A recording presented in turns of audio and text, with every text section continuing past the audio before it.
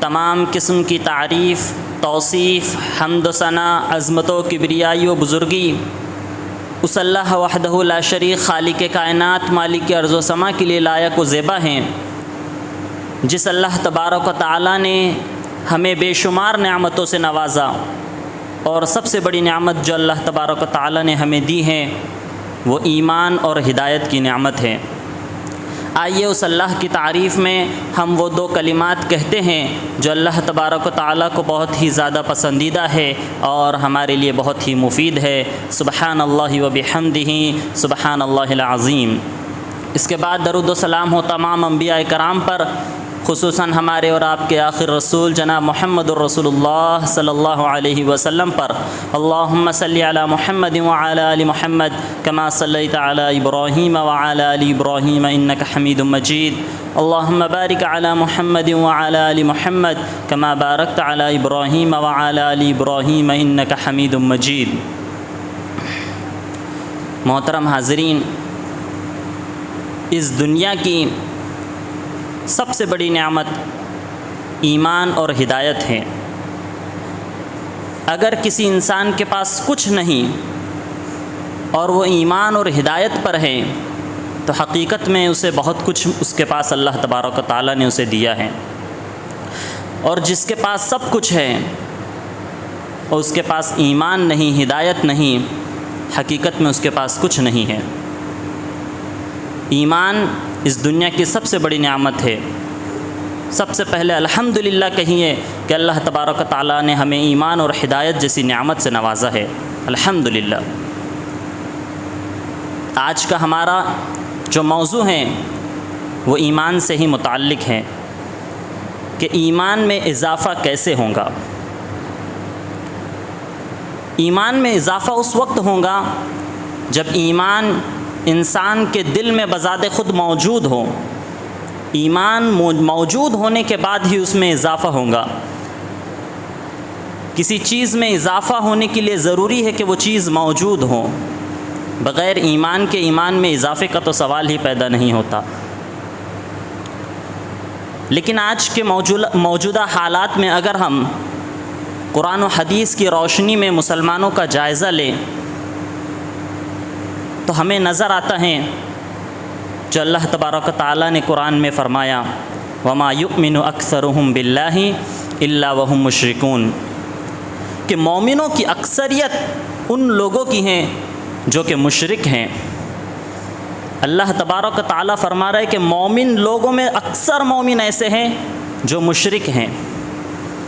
اسی طریقے سے ایک اور آیت میں اللہ تبارک و تعالیٰ نے فرمایا یا ایھا الذین آمنوا آمنوا باللہ ورسولہ، کہ اے وہ لوگوں جو ایمان لائے ہو، اللہ اور اس کے رسول پر تم ایمان لاؤ۔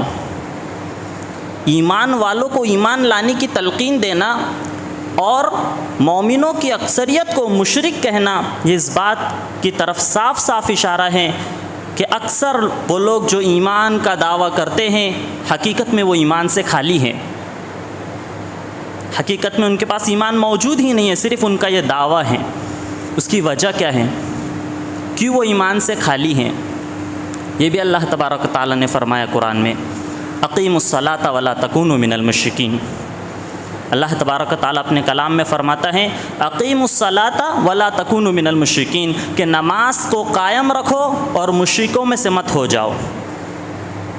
اس آیت کا صاف صاف یہ مطلب ہے کہ وہ لوگ جو دھڑلے سے نماز کو چھوڑتے رہتے ہیں، بلا وجہ بس نمازوں کو چھوڑتے رہتے ہیں، وہ حقیقت میں ایمان کا کتنا ہی بڑا دعویٰ کر لے، اپنے کو کتنا ہی بڑا مومن اور متقی اور موحد سمجھ لے، اللہ تبارک و تعالیٰ ان کے بارے میں فرماتا ہے کہ جو نماز کو یوں ہی ترک کرتے رہتے، چھوڑتے رہتے، وہ مشرک ہیں۔ اقیموا الصلاۃ ولا تکونوا من المشرکین، نماز قائم کرو اور مشرکوں میں سے مت ہو جاؤ۔ نماز چھوڑ رہے ہو، حقیقت میں وہ مشرک ہے۔ اسی طریقے سے وہ لوگ جو نماز تو پڑھتے ہیں، نماز پڑھتے ہیں لیکن اللہ کو راضی کرنے کے لیے نہیں، بلکہ لوگوں کو دکھلانے کے لیے، ریاکاری کے لیے، وہ لوگ بھی شرک کر رہے ہیں۔ کیونکہ اللہ کے رسول صلی اللہ علیہ وسلم نے فرمایا کہ مجھے ڈر ہے کہ تم کہیں شرک اصغر نہ کر بیٹھو۔ صحابہ نے پوچھا کہ شرک اصغر کیا ہے؟ اللہ کے رسول صلی اللہ علیہ وسلم نے فرمایا کہ ریا، دکھلاوا شرک اصغر ہے۔ وہ لوگ جو نیک عمل کر رہے ہیں، نماز ادا کر رہے ہیں، نیکی کر رہے ہیں صرف دکھلانے کے لیے، وہ بھی مشرک ہیں۔ حالانکہ ان کا شرک اصغر ہے، لیکن شرک چاہے اصغر ہو، اکبر ہو، جلی ہو یا خفی ہو، لوگوں کے سامنے ہو یا چھپا ہوا ہو، بہرحال شرک تو شرک ہے، شرک تو شرک ہے، اور ہم جانتے ہیں کہ شرک کو اللہ کبھی معاف نہیں کرے گا۔ اسی لیے جو لوگ نمازوں کو چھوڑتے ہیں نا، ان کو اللہ تبارک و تعالیٰ نے مشرک کیوں کہا؟ کچھ اور بھی کہہ سکتا تھا، لیکن انہیں مشرک کیوں کہا اللہ تبارک و تعالیٰ نے؟ وہ اس لیے کہ بہت سے لوگ اپنے مرضی کے مطابق زندگی گزارتے ہیں ایمان کا دعویٰ کرنے کے بعد بھی۔ اللہ تبارک و تعالیٰ نے ان لوگوں کے بارے میں فرمایا افرأیت من اتخذ الہہ ہوا، کہ اے نبی آپ نے اس شخص کو دیکھا جس نے اپنے نفس کو اپنا معبود بنا لیا ہے، جو اپنے نفس کی عبادت کرتا ہے، وہ حقیقت میں اللہ کا بندہ نہیں بلکہ اپنے نفس کا بندہ ہے۔ جو لوگ نماز چھوڑتے ہیں نا، وہ کیوں چھوڑتے ہیں؟ وہ اپنے نفس کی بات سن کر اپنے مرضی سے نماز کو چھوڑتے ہیں، مطلب انہوں نے اللہ کے ساتھ اللہ کی بات کا، اللہ کے حکم کو چھوڑ کر اپنے نفس کی بات کو مانا، اس لیے وہ مشرک ہیں۔ اقیموا الصلاۃ ولا تکونوا من المشرکین، نمازوں کو چھوڑنے والے مشرک ہیں۔ ہمیں اپنا جائزہ لینا ہوگا کہ ہم کن کن اعمال میں اللہ تبارک و تعالیٰ کے حکم کی ادائیگی کر رہے ہیں اور کن کن اعمال میں ہم اپنے نفس کی بات سن رہے ہیں۔ جن اعمال میں ہم اپنے نفس کی بات سن رہے ہیں اور اللہ کے حکم کو چھوڑ رہے ہیں، اس کا مطلب یہ ہے کہ ہم نے اللہ کو اپنا معبود نہیں مانا بلکہ اپنے نفس کو ہم اپنا معبود بنا رہے ہیں اور اپنے نفس کی ہم عبادت کر رہے ہیں۔ جو لوگ اللہ اور اس کے رسول کے مطابق زندگی گزارتے ہیں، حقیقت میں وہ اللہ کے بندے ہیں، اور جو اپنے نفس کے مطابق، اپنے من مرضی کے مطابق اپنی زندگیوں کو گزارتے ہیں، وہ اللہ کے بندے نہیں بلکہ وہ اپنے نفس کے بندے ہیں۔ اور یہ میں نہیں کہہ رہا، بلکہ وہ ذات جس نے آسمان، زمین، جنت، جہنم، یہ کائنات کی ہر چیز کو جس ذات نے بنایا، وہ کہہ رہا ہے کہ جو اپنے نفس کی بات سن کر زندگیوں کو گزار رہے ہیں، اپنی من مرضی سے زندگی گزار رہے، وہ اللہ کی عبادت نہیں کر رہے بلکہ اپنے نفس کی عبادت کر رہے، وہ نفس کے بندے ہیں۔ اسی طریقے سے ایمان کا جو پہلا مرحلہ ہے وہ محبت ہے۔ اگر ہمیں ایمان میں اضافہ کرنا ہے تو سب سے پہلے ہماری محبت اللہ اور اس کے رسول کے ساتھ خاص ہونی چاہیے۔ سب سے زیادہ ہم اللہ اور اس کے رسول سے محبت کرنے والے بنے۔ اگر ہم غیر اللہ کی محبت کو اللہ اور اس کے رسول کی محبت پر غالب کر دیتے ہیں تو ہم ایمان میں فیل ہیں۔ ایک انسان کے اندر آج سب سے زیادہ کس کی محبت ہوتی ہے؟ دیکھا جائے تو انسان کے اندر سب سے زیادہ مال سے محبت ہوتی ہے۔ مال کے لیے وہ سب کو چھوڑ دیتا، ماں باپ کو چھوڑ دیتا، بیوی بچوں کو چھوڑ دیتا، سب کو چھوڑ دیتا۔ یہ مال کے تعلق سے اللہ کے رسول صلی اللہ علیہ وسلم نے فرمایا کہ وہ شخص ہلاک و برباد ہو جو دینار اور درہم کا بندہ ہے، جس کو بس مال کمانے کی فکر ہے، مال کے علاوہ اسے کچھ نہیں سوجھتا۔ وہ مال سے اتنی محبت رکھتا ہے کہ وہ حلال و حرام میں فرق نہیں کرتا، مال بس آنا چاہیے، چاہے سودی تجارت سے آئے، حرام تجارت سے آئے، رشوت خوری سے آئے، بس کسی بھی طریقے سے مال آنا چاہیے۔ جو شخص اللہ کو راضی کرنے کے لیے زندگی نہیں گزارتا، جنت کو حاصل کرنے کے لیے زندگی نہیں گزارتا، آخرت کی کامیابی اس کا مقصد نہیں ہے، اس نے اپنی مقصد اس دنیا کا صرف مال کو بنا لیا ہے، حقیقت میں وہ مال کا ہی بندہ ہے، پھر وہ اللہ کا بندہ نہیں۔ اللہ کے رسول صلی اللہ علیہ وسلم نے فرمایا کہ ایسا شخص ہلاک و برباد ہو جو دینار اور درہم اور روپیے پیسے کا بندہ بن گیا ہے، اس نے روپیے پیسے کو اپنا مقصد بنا کر زندگی گزار رہا ہے، اس کے لیے ہلاکت و بربادی ہے۔ اسی طریقے سے خوف اور رجا بھی ہے۔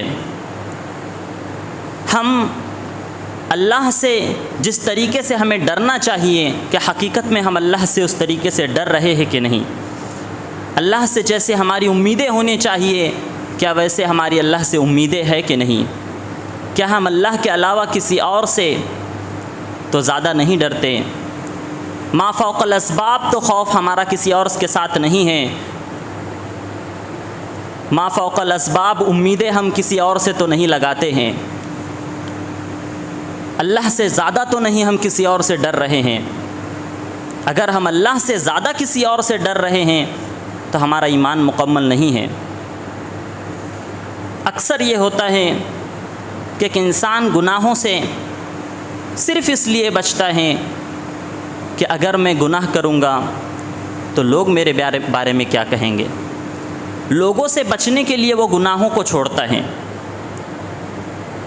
لوگوں سے ڈر کر وہ گناہوں کو چھوڑ رہا ہے، تو اس کا مطلب لوگوں کا ڈر اللہ کے ڈر سے غالب آ گیا ہے۔ حقیقت میں وہ اللہ سے ڈر کر گناہوں کو نہیں چھوڑ رہا بلکہ لوگوں سے ڈر کر گناہوں کو چھوڑ رہا ہے۔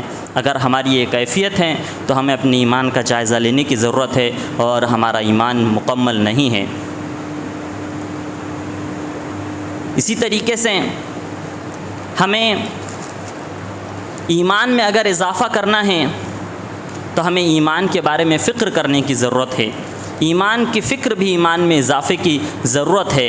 جیسے کہ مشہور حدیث آپ نے سنی ہوں گی، حنظلہ رضی اللہ عنہ ایک مرتبہ اپنے گھر سے باہر نکلتے ہیں، راستے سے گزر رہے ہیں اور زبان پر صرف ایک ہی جملہ ہے، نافق حنظلہ نافق حنظلہ، حنظلہ منافق ہو گیا۔ ابو بکر صدیق رضی اللہ عنہ راستے میں ملتے ہیں اور پوچھتے ہیں کیا کیفیت ہے، کیا معاملہ ہے؟ بتلاتے ہیں کہ جب میں رسول اللہ صلی اللہ علیہ وسلم کے ساتھ موجود ہوتا ہوں تو میرے دل کی کیفیت کچھ اور ہوتی ہیں، میرے ایمان کی کیفیت کچھ اور ہوتی ہیں، اور جب میں دنیاوی معاملات میں مشغول ہو جاتا ہوں، اپنے گھر والوں کے ساتھ ہوتا ہوں تو میرے دل کی اور میرے ایمان کی کیفیت بدل جاتی ہیں، مجھے لگتا ہے کہ میں منافق ہو گیا۔ ابو بکر صدیق رضی اللہ عنہ نے کہا کہ یہ کیفیت تو میری بھی ہے۔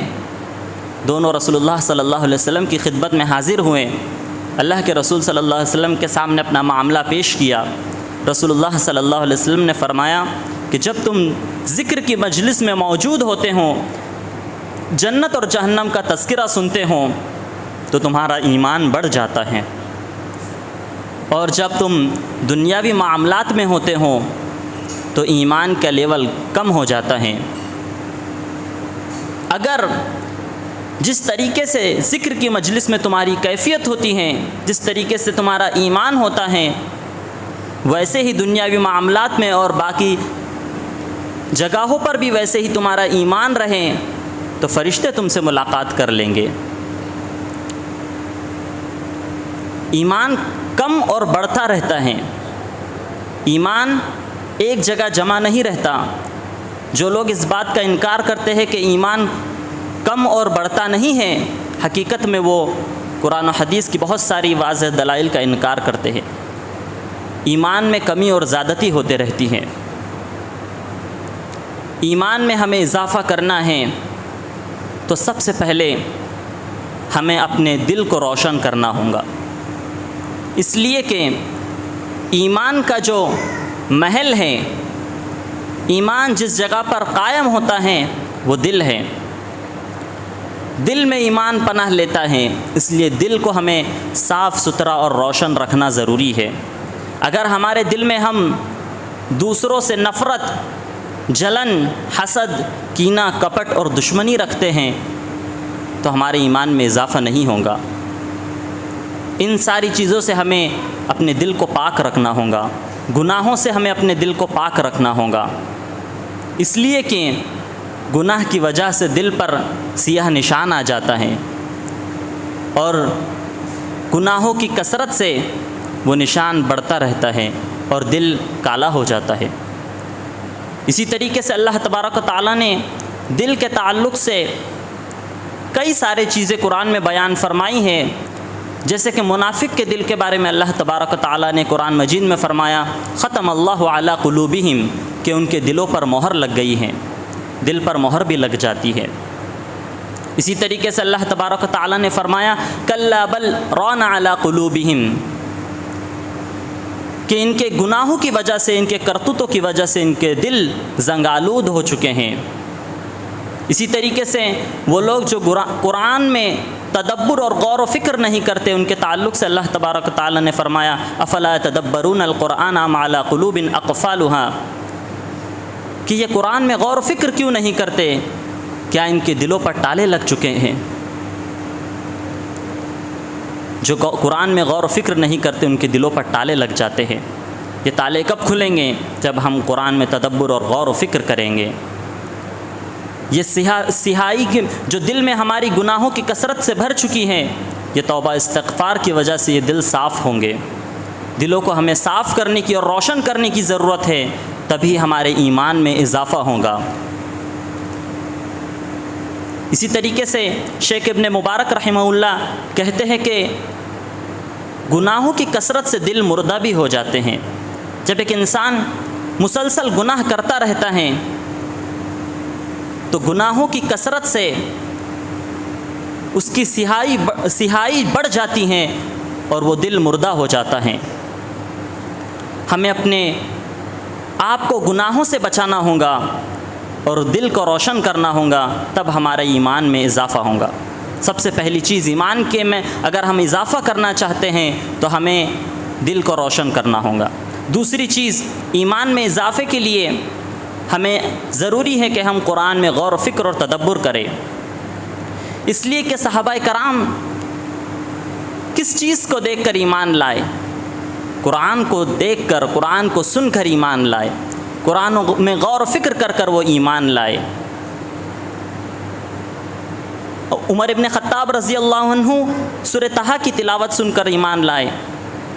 اسی طریقے سے خالد بن ولید رضی اللہ عنہ والنجم اذا ہوا کی تلاوت سن کر ایمان لائے۔ صحابہ کرام تلاوت قرآن سن کر ہی ایمان لائے تھے، اس میں غور و فکر کرنے کی وجہ سے ان کے دل اللہ تبارک و تعالیٰ نے ایمان کی طرف پلٹ دیا تھا۔ ہمیں بھی چاہیے کہ ہم قرآن میں غور و فکر اور تدبر کریں۔ جب وہ صحابہ کرام نے قرآن کو اپنی زندگی کا ساتھی بنا لیا تو وہ دنیا پر راج کرنے لگے۔ دنیا والے ان کے پیروں میں تھے اور وہ دنیا کے سردار بنے ہوئے تھے، لیکن آج مسلمانوں نے قرآن کو چھوڑ دیا ہے۔ وجہ یہی ہے کہ آج ہر جگہ مسلمان ذلیل و خوار اور رسوا ہو رہے ہیں۔ صرف قرآن کو چھوڑنے کی وجہ سے آج مسلمان پر اتنے ظلم و ستم اور زیادتی اور ذلت جھیلنی پڑ رہی ہے۔ ہمیں چاہیے کہ ہم قرآن کو اپنا زندگی کا ساتھی بنائیں۔ مجھے بتلائیے کہ پوری دنیا میں صرف ایک ایسی چیز قرآن ہے جو ہمیں ہدایت اور کامیابی کا راستہ بتاتی ہے۔ اگر ہم کامیاب ہونا چاہتے ہیں تو قرآن ہمیں کامیابی کا راستہ بتاتا ہے۔ اگر ہم اسی کو چھوڑ دیں گے تو حقیقت میں ہم نے کامیابی کے راستے کو ہی چھوڑ دیا، تو پھر ہم حقیقت میں ذلیل اور خوار اور رسوا ہی ہوں گے، دنیا میں بھی اور آخرت میں بھی۔ اسی طریقے سے اگر ہم اپنے ایمان میں اضافہ کرنا چاہتے ہیں اور ایمان کو بڑھانا چاہتے ہیں تو ایمان کب بڑھے گا؟ ایمان اس وقت بڑھے گا جب ہم رسول اللہ صلی اللہ علیہ وسلم کی سیرت کا مطالعہ کریں گے، آپ صلی اللہ علیہ وسلم کی سنتوں پر عمل کریں گے، صحابہ کرام کی زندگی کا مطالعہ کریں گے، ان کی قربانیوں کو یاد کریں گے اور ان کے جیسا ایمان لانے کی کوشش کریں گے۔ جب ہم صحابہ کرام کی قربانیوں کو یاد کرتے ہیں تو ہمارا ایمان میں اضافہ ہوتا ہے۔ سوچئے ذرا کس طریقے سے انہوں نے ایمان کے لیے، اسلام کے لیے، اس دین کے خاطر اپنی زندگی کی ہر چیز کو قربان کر دیا۔ سب کچھ چھوڑ کر وہ میدان جنگ میں کود پڑے، ان کی قربانیوں کو جب ہم یاد کریں گے تو ہمارے ایمان میں اضافہ ہوگا۔ اسی طریقے سے ایمان میں اضافے کے لیے ہمیں چاہیے کہ ہم گناہوں کو ہمیں چھوڑنا ہوگا۔ چھوٹے موٹے گناہ جو ہم سے ہوتے رہتے ہیں، ان گناہوں کو ہمیں چھوڑنے کی ضرورت ہے۔ جب ہم گناہوں کو چھوڑیں گے تو ہمارے ایمان میں اضافہ ہوگا۔ اسی طریقے سے جب ہمارے پاس ایمان ہوگا تو اللہ تبارک و تعالی ہمیں آزمائیں گا بھی، ہمارے پر آزمائش اور مشکلات بھی آئیں گی، اور جب وہ آزمائش اور مشکلات آئے تو ہمیں ضرورت ہے کہ ہم اس پر صبر کریں۔ اللہ تبارک و تعالیٰ نے صحابہ کرام کے بارے میں قرآن مجید میں سورۃ آل عمران کی آیت نمبر 173 میں فرمایا، الذین قال لهم الناس ان الناس قد جمعوا لكم فاخشوهم فزادهم ایمانا وقالوا حسبنا اللہ ونعم الوکیل، کہ صحابہ کرام وہ لوگ ہیں جب ان سے کسی نے کہا کہ دشمن نے تمہارے مقابلے کے لیے ایک بڑا لشکر تیار کر رکھا ہے، تو ان کے ایمان میں اضافہ ہو گیا اور وہ کہنے لگے کہ اللہ تو ہمارے لیے کافی ہے۔ ان کا ایمان دیکھیے کہ مصیبت اور مشکلات کو سن کر ان کے ایمان میں اس طریقے سے اضافہ ہو رہا ہے، اور وہ کہہ رہے کہ اللہ ہمارے لیے کافی ہے۔ مشکلات پر جو صبر کرتے ہیں اللہ تبارک و تعالیٰ ان کے ایمان میں اضافہ کرتا ہے۔ اسی طریقے سے ایمان میں اضافہ اس وقت ہوگا جب ہم ذکر کی مجلس میں شامل ہوں گے، اور یہ ایمان کی نشانی اور یہ علامت بھی ہے۔ اللہ تبارک و تعالیٰ نے قرآن مجید میں فرمایا، ان الذین آمنوا انما المؤمنون اذا ذکر اللہ وجلت قلوبہم، کہ مومن لوگ وہ ہیں جب ان کے سامنے اللہ تبارک و تعالیٰ کا ذکر ہوتا ہے تو ان کا ایمان بڑھ جاتا ہے، وہ رونے اور کانپنے لگتے ہیں، ان کے رونگٹے کھڑے ہو جاتے ہیں۔ یہ ایمان کی علامت ہے۔ اگر ہمارے سامنے بھی اللہ تبارک و تعالیٰ کا ذکر ہو رہا ہے اور ہماری یہ کیفیت نہیں، ہم ڈر نہیں رہے، ہماری حالت چینج نہیں ہو رہی ہے، تو سمجھ جائیے کہ ہمیں اپنے ایمان کا جائزہ لینے کی ضرورت ہے، ہمارا ایمان مکمل نہیں ہے۔ مومن کی علامت ہے کہ جب اللہ کا ذکر سنتا ہے تو وہ اللہ کے عذاب سے خوف کھاتا ہے، ڈرتا ہے، اللہ سے محبت میں وہ اللہ کے منع کردہ چیزوں کو چھوڑ دیتا ہے۔ یہ مومن کی علامت ہے۔ اسی طریقے سے ہمیں اپنے جائزہ لینے کی ضرورت ہے کہ ہم گناہوں سے کس طریقے سے اجتناب کرتے ہیں، گناہوں سے کتنی ہم نفرت کرتے ہیں، کیا ہم گناہوں کو گناہ سمجھتے ہیں کہ نہیں۔ اسی طریقے سے ہمارے اندر نیکی کی کتنی طلب ہے، کیا ہم فرائض کو اور سنن کے علاوہ نفلی عبادت کی کتنی جستجو رکھتے ہیں۔ فرائض تو ہمیں ادا کرنا ہی ہے، سنتوں کا تو اہتمام کرنا ہی ہے، لیکن نفلی عبادت کرنے میں ہماری کیا کیفیت ہے، کتنا ہمارے اندر جذبہ ہے۔ اگر ہے تو ہمارا ایمان ہے، اور اگر ہمارے اندر یہ کیفیتیں نہیں ہیں تو ہمیں اپنے ایمان کا جائزہ لینے کی ضرورت ہے۔ اسی طریقے سے ہم حرام کاموں سے کتنا بچتے ہیں، کتنا اجتناب کرتے ہیں، حرام مال سے ہم کتنا بچتے ہیں، اپنے آپ کو کتنا بچاتے ہیں۔ اگر ہم حرام کاموں سے اور حرام چیزوں سے اپنے آپ کو نہیں بچاتے تو ہمارا ایمان ابھی مکمل نہیں ہے۔ اسی طریقے سے رسول اللہ صلی اللہ علیہ وسلم نے معاذ بن جبل کو نصیحت کرتے ہوئے فرمایا تھا کہ کامیابی تو وہ ہے کہ تم ہر جگہ کسی بھی جگہ پر موجود ہو، اللہ کا خوف اور تقوی تم پر غالب ہو۔ ہر جگہ ہمارے پر اللہ کا تقوی اور خوف غالب ہونا چاہیے، ہمارا ایمان تازہ رہنا چاہیے۔ لیکن آج ہمارا ایمان صرف رمضان تک محدود ہو چکا ہے۔ رمضان میں تو ہم مسلمان اور مومن بن جاتے ہیں، لیکن رمضان جاتے ہی ہمارا ایمان بھی چلا جاتا ہے، رمضان جاتے ہی ہمارے نیک اعمال بھی چھوٹ جاتے ہیں۔ رمضان میں تو ہم مومن بن جاتے ہیں اور باقی دنوں میں ہم ایمان سے خالی ہو جاتے ہیں۔ رمضان میں مسجدیں ہماری بھری ہوتی ہیں اور سال بھر صرف جمعہ بھرتی ہے۔ سوچئے ہمارے ایمان کی کیا کیفیت ہو چکی ہے کہ ہم صرف رمضان کے مسلمان اور مومن ہیں، باقی دنوں میں ہم مسلمان اور مومن نہیں، صرف رمضانی مسلمان ہم بن کے رہ گئے۔ رسول اللہ صلی اللہ علیہ وسلم نے فرمایا کہ کامیاب شخص وہ ہے جو ہر جگہ پر اللہ کا تقوی اس پر غالب ہو، ہر جگہ وہ ایمان اس کے اندر موجود ہو، ہر جگہ وہ اللہ سے ڈرنے والا ہو۔ اسی طریقے سے اللہ کے رسول صلی اللہ علیہ وسلم نے مومن کی 3 علامتیں بیان کی ہیں، 3 اس کی صفتیں بیان کی ہیں۔ سب سے پہلی صفت اللہ کے رسول صلی اللہ علیہ وسلم نے فرمائی کہ جو مومن شخص ہوتا ہے اس کے اندر سب سے زیادہ محبت اللہ اور اس کے رسول سے ہوتی ہے۔ ہر کام میں وہ یہ سوچتا ہے کہ یہ کام کرنے سے پہلے میں جانچ لوں کہ اللہ کے رسول نے اور اللہ تبارک و تعالیٰ نے اس کے بارے میں کیا حکم فرمایا ہے۔